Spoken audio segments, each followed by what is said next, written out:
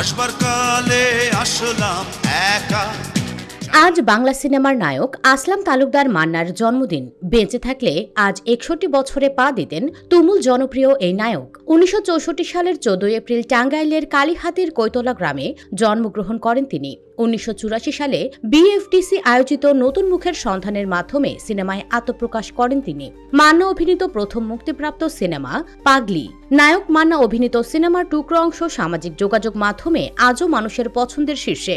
সামাজিক, romantic, action সব ঘরানার সিনেমায় নিজেকে প্রতিষ্ঠা করতে পেরেছিলেন তিনি। তার অভিনীত ত্রাস ব্যাপক সাড়া জাগানো একটি সিনেমা। কাজী হায়াত পরিচালিত আম্মাজান সিনেমার গান অভিনয় দর্শক দীর্ঘদিন মনে রাখবেন।